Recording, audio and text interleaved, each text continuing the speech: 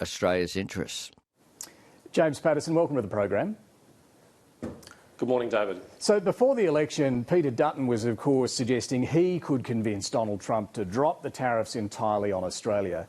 Do you now have a more realistic expectation of what can and should be achieved by the Prime Minister when he does sit down with the President? Well, David, we don't control the decisions of the Trump administration in the United States, but what we expect of the Prime Minister, including if he does meet with him next week on the sidelines of the G7, is to put our best case forward, because the workers and the families of people in industries who are affected, particularly something like steel and aluminium, deserve nothing less than that. And I do recall when it was suggested during the election campaign that exemptions could be achieved, that was generally dismissed and downplayed. But of course, Keir Starmer has now achieved a partial exemption from the steel and aluminium tariffs, and Australia is at least as good an ally of the United States as the United Kingdom is, and so there's no reason why the Prime Minister shouldn't at least be able to secure that exemption. So on that, the UK has done a deal with Donald Trump, and that involves granting unprecedented access for American beef to the British market. Are you saying Australia should do that? No, I'm not saying that, David. We should not compromise in any way, shape or form on biosecurity, and those issues of traceability that Jane Norman outlined, I think framed the issue very well from our point of view as well. We have no in-principle objection to American beef being exported to Australia, but it must meet our high biosecurity standards, and we will be holding the Prime Minister to his commitment that he will not compromise on that in any way, shape or form. OK, but you're essentially saying he should get the deal that Keir Starmer has got without doing what Keir Starmer has done to get it. No, I'm not saying that, David. I'm just saying that Keir Starmer proves that it is possible to get an exemption. It is not an impossible task, and what we ask and expect of the Prime Minister is that he put our best foot forward, that he make those arguments. And I have to say, I think that would have been much easier if, like Keir Starmer, the Prime Minister had made the effort to go and meet the President earlier than he has now. It's 7 months on since the President was elected, and other world leaders like Keir Starmer and Emmanuel Macron have made the trip to the United States and have met with the President multiple times in multiple forums. The Australian Prime Minister has not yet done so. On critical minerals, because clearly this seems to be the big offering from Australia for Donald Trump, where does the coalition now stand on this? Because it was a little confusing before the election. Do you support the Australian government setting up a stockpile of critical minerals and offering access to the US to that stockpile? Well, we haven't been briefed, David, on what the government's intentions in this area are, and there's only been media speculation about that. They've not publicly outlined exactly what they have in mind. But any sensible steps that represent an economic opportunity for Australia and an opportunity for us to demonstrate that we are a good alliance partner of the United States is something that we would offer bipartisan support to. Now, there's been some informed reporting, I suspect, by Phil Curry and others in the AFR over the weekend that talked about off-take agreements and stockpiling and other issues. We're open for a conversation about that, and we're open to providing bipartisan support, subject to the details. OK, because prior to the election, the coalition, I think, was opposed to a stockpile. You're now open to it. Well, of course, we're open to any sensible steps in the national interest that takes advantage of the extraordinary opportunities that are present in the critical industry market. This is a market which is dominated by China. Strategically, they've gone out and sought to dominate it. We have many of those critical minerals here in Australia. Processing them is not something that's straightforward or easy to do, but it is something that Australia could do, which would represent an economic opportunity and a strategic contribution. Yeah, with government resources to do that, government supporting the mining and processing of critical minerals. This is a threshold question. You're now open to that. That might be necessary, David, and we're very happy to see what the government is proposing here. I can't commit to it in principle without having seen the details, but we're certainly open to it because we think critical minerals is an opportunity for Australia. On defence spending, the Trump administration wants Australia to go to 3.5% of GDP in terms of defence spending. Can you just clear up what the coalition's position now is on this? Is this something that's going to be subject to your policy review, or are you still committed to what you took to the election, which was to increase to 3% of GDP defence spending within a decade? Well, about 5 weeks ago, David, we told Australians that it was critical for our national security that we get to 3% of GDP defence spending.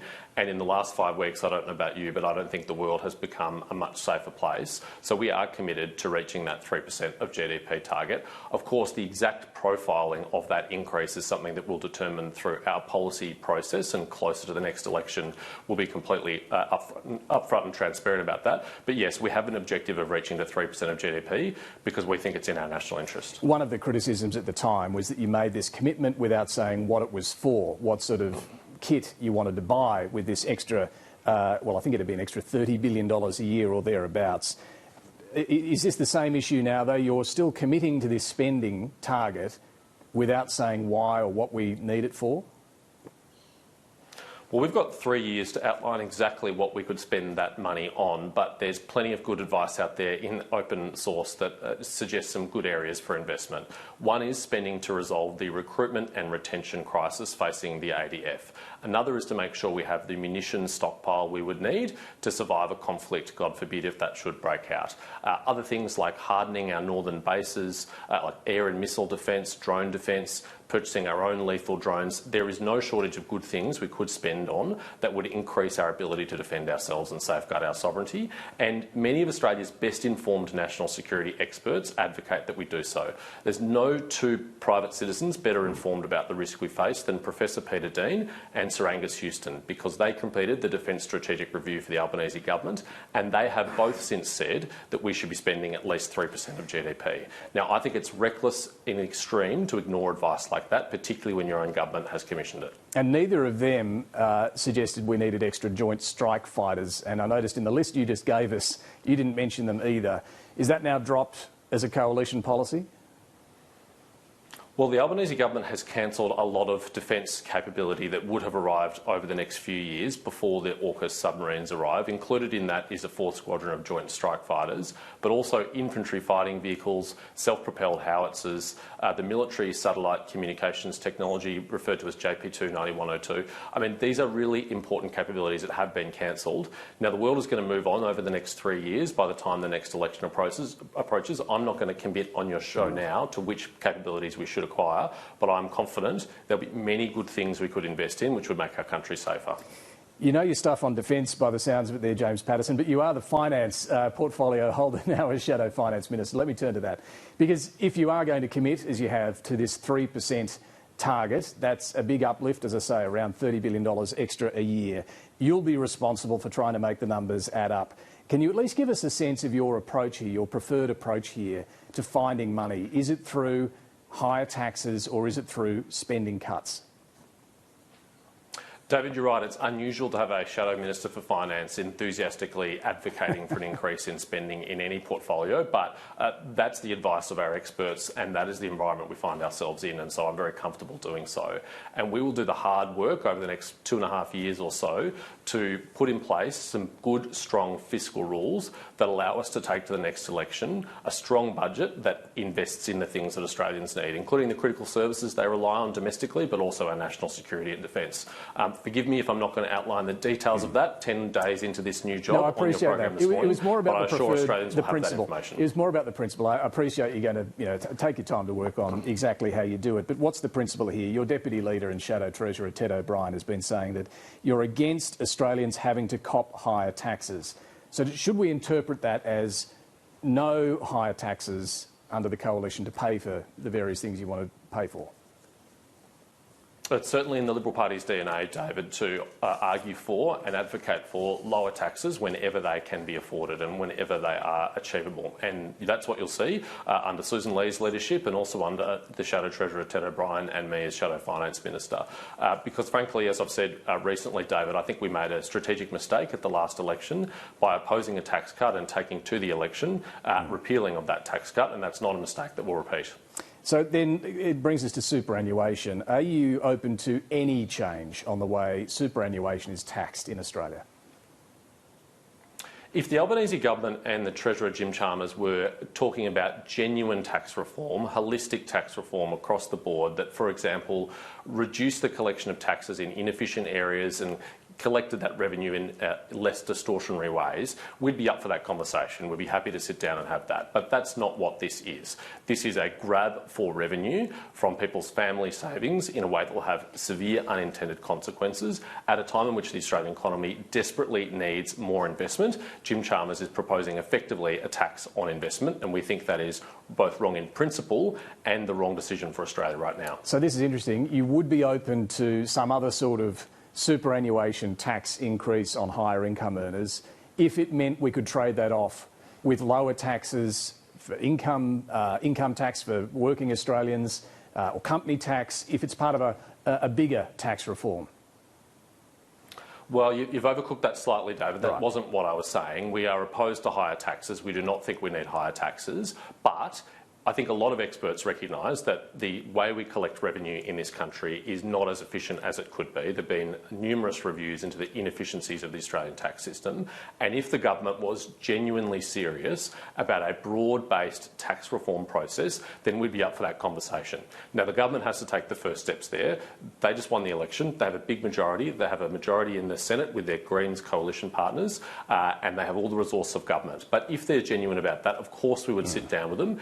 But of course, we would have our own principles in that. We're not going to be party to raising taxes. We're not going to be party to making it easier for a Labor government to increase taxes. That's not in the DNA of the Liberal Party. But isn't that tax reform? You're going to have to put something up to cut somewhere else.